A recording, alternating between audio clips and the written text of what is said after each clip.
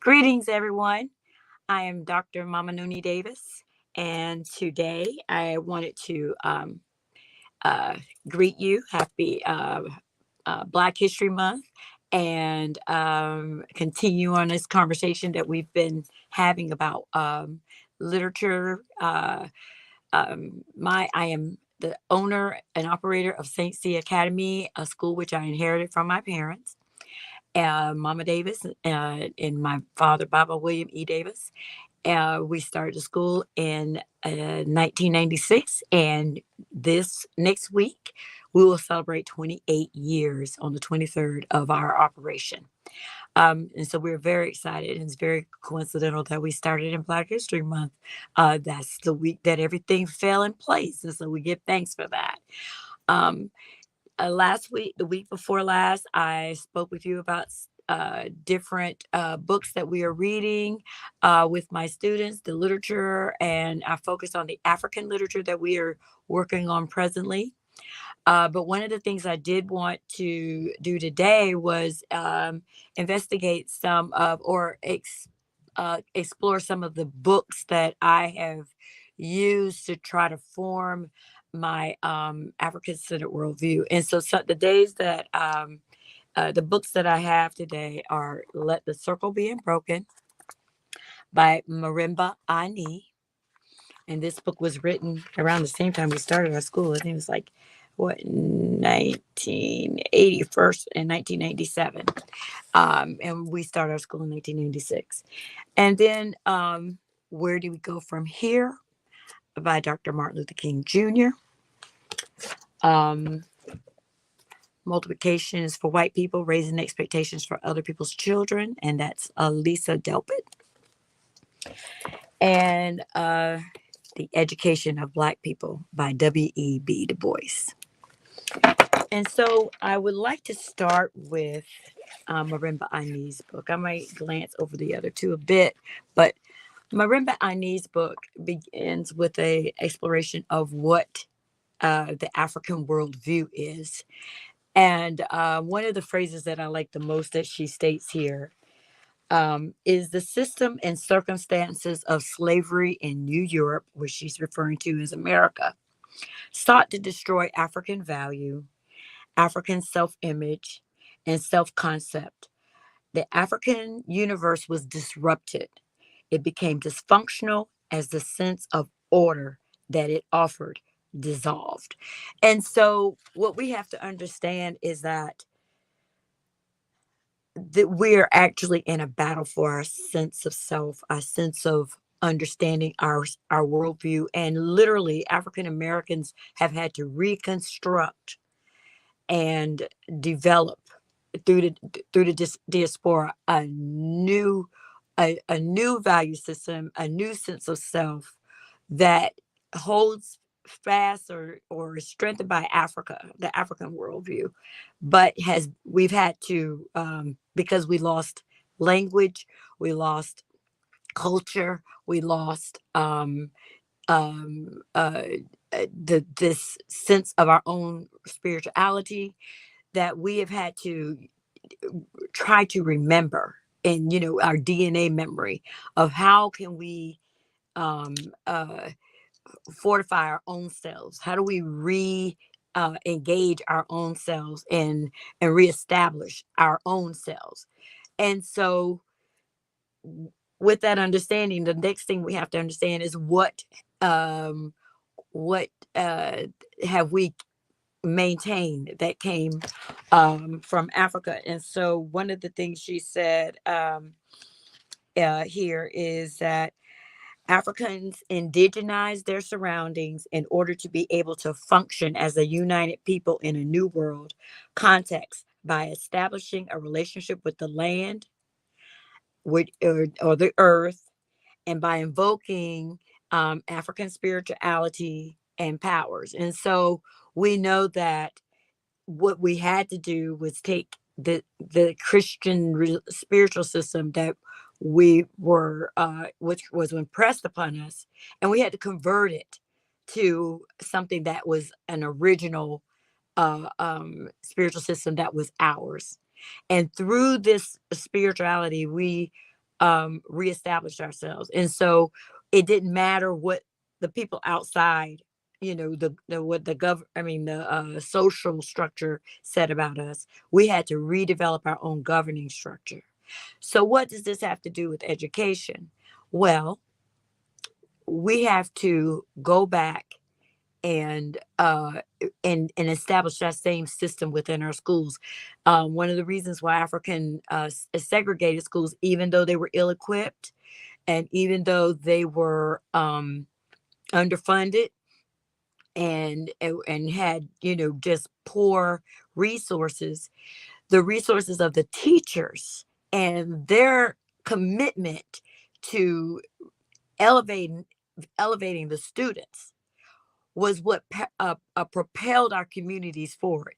So we were still, in spite of segregation, able to establish Black businesses, Black hospitals, Black schools, Black universities, and thriving communities because we remembered who we were and we established that firmly. Now, people are going to say, well, that means that you're a segregationist. Maybe you're advocating a segregationist worldview. Well, I don't think are we really integrated? Because if you're in an integrated school, then that means that not only are Black bodies and Hispanic bodies in the school with white bodies, we also have integrated curriculum. We also have an integrated approach to curriculum.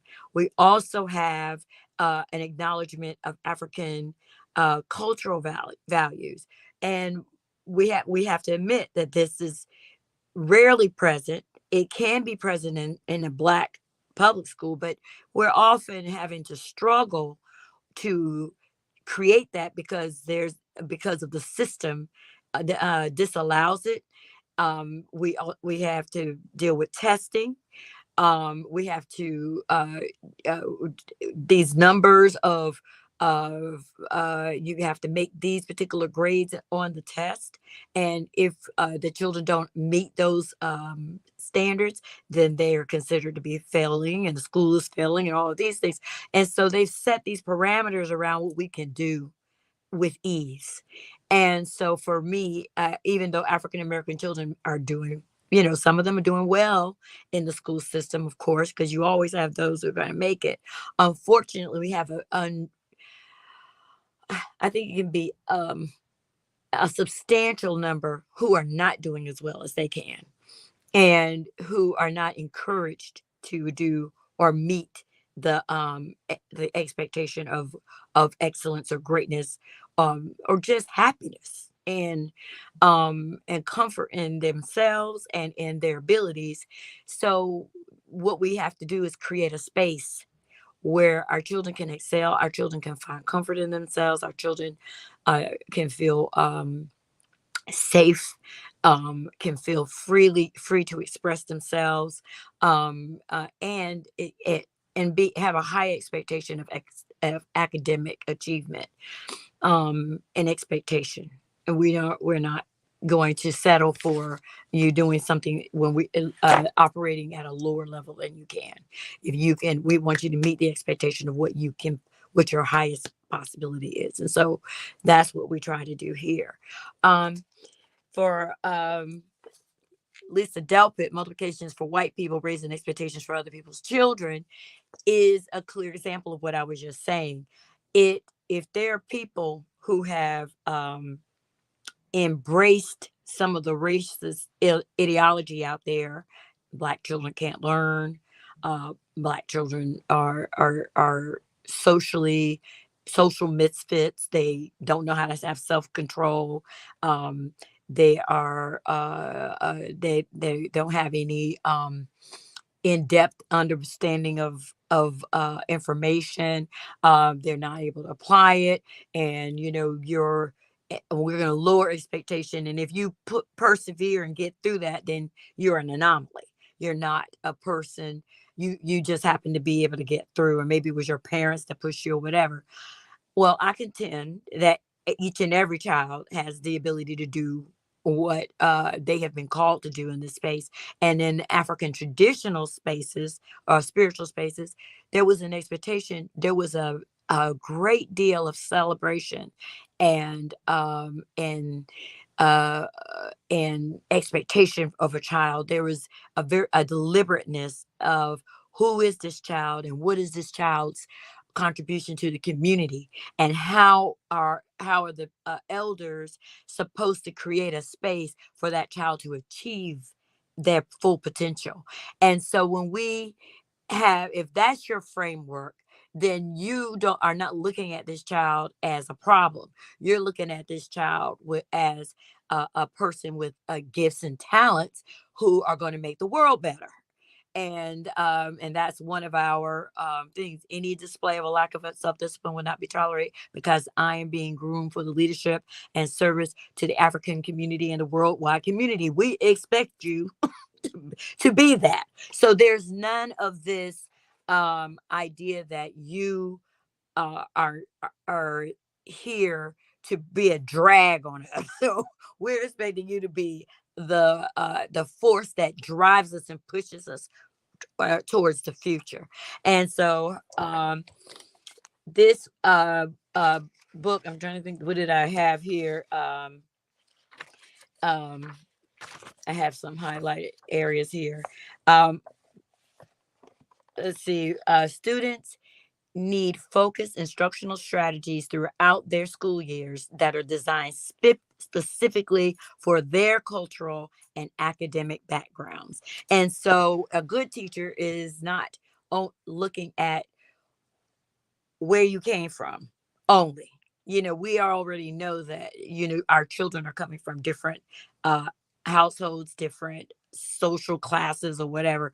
But at schools like African centered schools, that that is that is not the construct that's going to determine what your future is. This is your reality. But then we have to cultivate within you, and by acknowledging your humanity and helping you to identify your skills and your abilities, your natural talents. And then we uh, build you as an individual, help you shape you to be able to pursue that. We're constantly talking to our students. What do you like? What do you want to do? What makes you feel accomplished? These are the things we see, and so let's work in collaboration to get you to a space where you can find success in that area. And it's not just about working. It's not about just being a millionaire or being profitable. And if you want to do that, okay. But I really want to see people be happy and satisfied and accomplished and able to feed themselves and able to build strong communities, strong families, and strong communities. And so, if that should be, in my opinion, the thrust of what we want to do. So with Dr. King's book, Where Do We Go From Here? He wrote this, or Chaos or Community. This book is the genius of Dr. King in this particular book was just amazing. He is calling us to move um, in a space of sort of, I guess, what you would say the Nation of Islam and um Malcolm X were espousing. So he had come through this space. And so on this page 41, he says the Negro must develop his own sense of strength. No longer are fear, awe, and obedience to rule. This accounts for, though it does not justify, some Black power advocates who encourage contempt and even uncivil disobedience as alternatives to the old patterns of slavery. Black power assumes that Negroes will be slaves unless there is a new power to counter the force of the men who are still determined to be masters rather than brothers. Um, it is a psychological reaction to psychological indoctrination that led to the creation of the perfect slave. But the Negro must be grasped by a new realization of his dignity and worth. He must stand up amid a system that still oppresses him and develop an unassailable, and majestic sense of his own value. And he must no longer be ashamed of being Black. And we have to understand that our children are now in that space where they're appreciating being Black. One of the things that I do like about TikTok and Instagram and Facebook is that there is an awakening occurring. And with the advancement of technology and with the advancement of more research, African Americans now know, we can say, hey, those people who built those pyramids were phenotype. The phenotype was Black, was African. 93% of the pharaohs were 93% sub-Saharan. And these are the people who built the pyramids. Did nobody else build the pyramids? Because if you go from Egypt down to Ethiopia, you're going to see pyramids all along your road down that way. There are no pyramids in Saudi Arabia. If they are, please correct me, because I have never heard anybody discuss them. And the only pyramids I know that are celebrated are the ones in Giza and the Step Pyramid of Saqqara.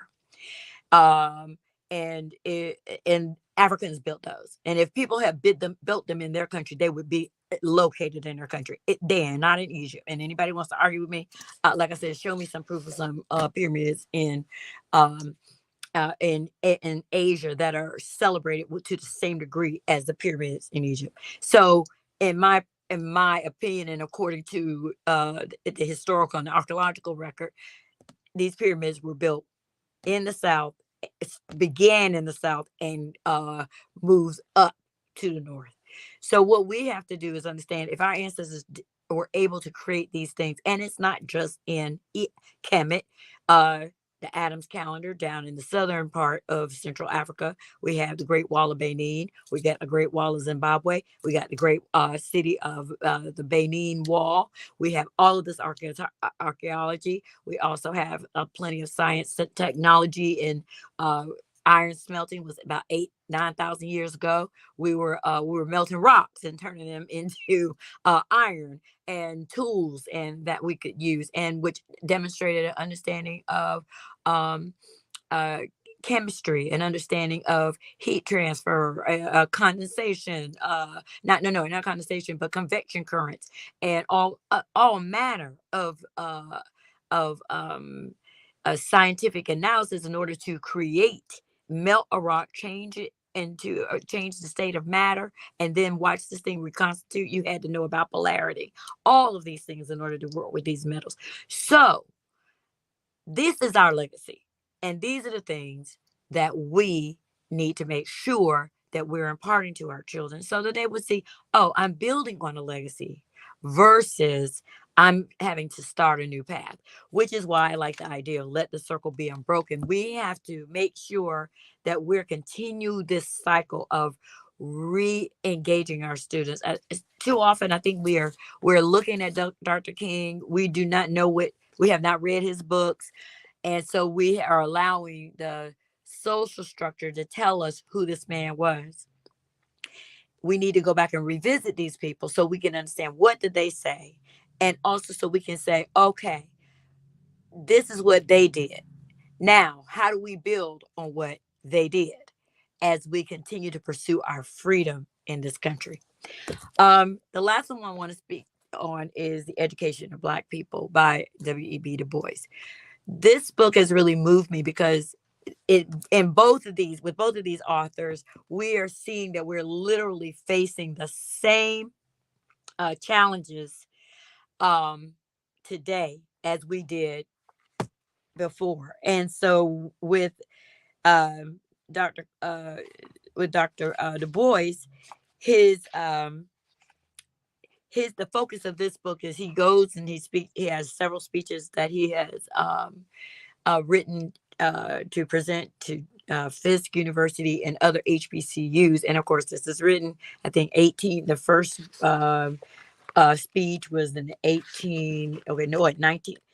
1906.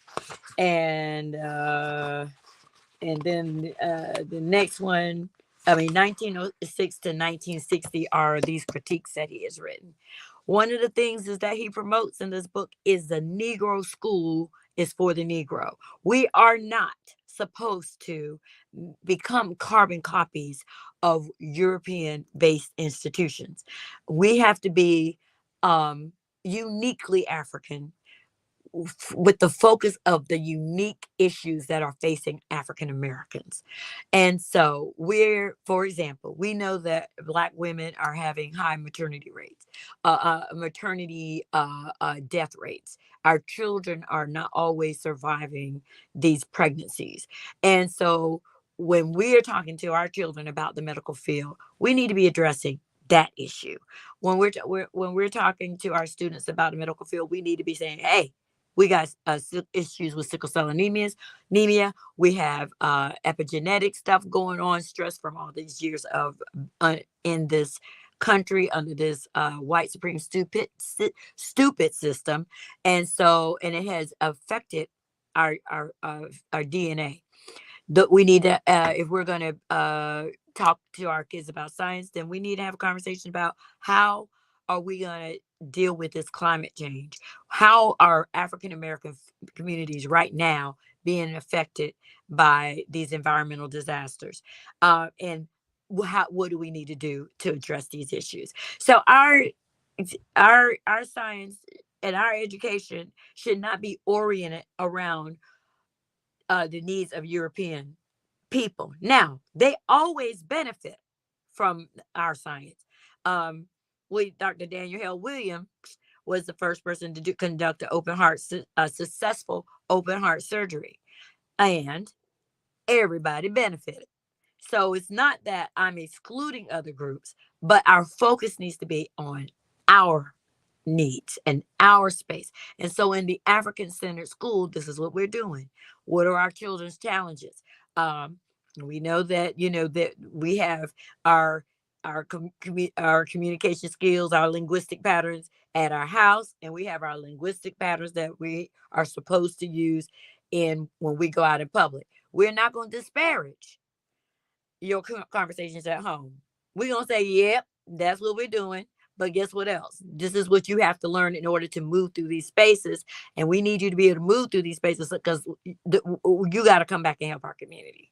You got to be able to come back and build. So go ahead and get that little education, whatever you have to do. That's the reason why I got my doctorate. I didn't get my doctorate so I could teach out here with in these other places. And I could probably make a whole lot more money, but that's not my calling. I want to build up our community, and which means that I have to make sure that I'm giving these children the best of myself and my skills, and to build a worldwide community. Now, we also, with regards to foreign language, introduce them to these different languages and what are the African languages and how did we interpret situations. So, which is why we do the African American literature. What was our worldview? What was our spiritual understanding? And one example that I wanted to say today was I in the social studies book that for my American History one class, the students were introduced in the public school textbook, Ghana, Mali, and Songhai, and they talked about the silent trade. So I explained to my children, a silent trade was when one group of people, traders, who they may not understood the languages of the different communities around them, but they said, okay, but I'm going to trade with you. So I'm going to take these objects and I'm going to leave them in this space. And then I'm going to leave and go back to the space that I'm in. Folks who came to this market area would look at the products that were left, and then they would leave money on that thing. On that. They're like, you say, okay, we'll leave $10 here. And then they would go back. So the people who left the products in the first place would say, oh, am I accepting this $10? Is this a good price? If they accepted it, they would take the $10 and leave the products there. And the people who came would say, oh, I must have left the right amount of money. So I am going to go ahead and take these products. However, if you left the $10 and they were like, that's not enough, they would leave the money on top and they would go and wait for the people to come back. And they'll say, oh, golly, that $10 was enough. Let me leave a little bit more. Or I bow out. So I can just take my money or I leave more money. Leave it there. People come back and they're like, if the books are taken, then they're like, and the money is left. They're like, oh, that was good. I mean, I made a good trade. Or they would either say no, or if there was no money left, they knew that the people weren't interested. But if the money was left, they would take the money and then the person can take the products. Now, my kids were like, what? I said, but look at the level of character. Look at the way we trusted each other. Look at the way our cultural, that entire cultural uh, worldview of trust and build. That's the community we have to recapture. So it's not just education in the sense of learning about history, but what were the cultural things that we had that we no longer practice because we've been lost and absorbed into a governing structure that is not trustworthy, um, is full of deceit, that talks out of two sides of its mouth. It'll say, this is good, and we can look right at good, what they're saying is good, and know that that's bad, and they'll call bad good. And you're like, and it's confusing. And so, our cultural education needs to be completely recentered in what our value system was, recentered in how we're going to strengthen our community, recentered in a desire for academic excellence. If we can build these pyramids, if we can conduct science, if we can identify binary star systems with the Dogon people in Mali, if we can understand herbology, and we brought all of those skills with us when we were enslaved and brought to this place during the Ma'afa or the Mfikeni. We brought all of those skills here, and we are the ones that built this country with those skills. If that's who we are, and we understand that, then now when I say any display of a lack of self-discipline will not be tolerated because I'm being groomed for the leadership and service to the African community and the worldwide community, my children understand that. And so how are we going to do it? We have to have integrity. We have to be people of good character. We have to understand it's our responsibility to learn science, learn math, learn language arts, learn social studies, history, and all of those things so that we can be benefiters. I'm trying to think, what is the word? So we can create a better community, create a better world for future generations. And we have to know what W.B. Du Bois said. We got to know what Dr. King said. We got to know what Miss Delpit said. And we got to know what Marimba Nii said. And we have to know what our ancestors said and did. And then just have a continuum of that. Let the circle be unbroken. Do not let us lose our history. Don't let anybody deny us of our history. See this cycle and then understand if what did they do already or what worked, and then what do we need to do to build on that? What direction do we need to go into next? And that's what I have to offer tonight. Um, if you want to see these books again, Let the Circle Be Unbroken. Please get Marimba Ani's book. It's a very short book. I think it's only about 60 pages. Dr. King's book, yes, definitely. And W.B. Du Bois's book. And that's all I have tonight. You all be blessed. Have a great evening. It's good to see you. Peace. You know how people love to enjoy food and don't understand how to flavor their food or how to replicate a meal? They're interested in supplements but don't know where to begin? Well, what I do is I take the guesswork out of enjoying flavor and wellness with my flavorful spice blends so that they can create delicious meals with healing benefits. Can-Do Spice was created to help cooks at any level enjoy healing through food. Every spice blend was designed to give added health benefits of natural herbs. Every blend is complete. There's no need to add any additional spice for a delicious meal. Saving you time and money while adding supplements to your meals can be both tasty and fun. My earliest memories in the kitchen began with my father, Kenny Can-Do Bond, so it was fitting that I would name this line after him. I have always looked to natural remedies to supplement the body, and I found myself hiding herbs and minerals in foods for my family. That's when it hit me.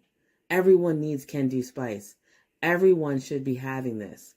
It's an exclusive brand for cooks at any level who want to create flavorful dishes with healing benefits that can satisfy the body and soul. Add a little spice to your life. Give Can-Do Spice a try.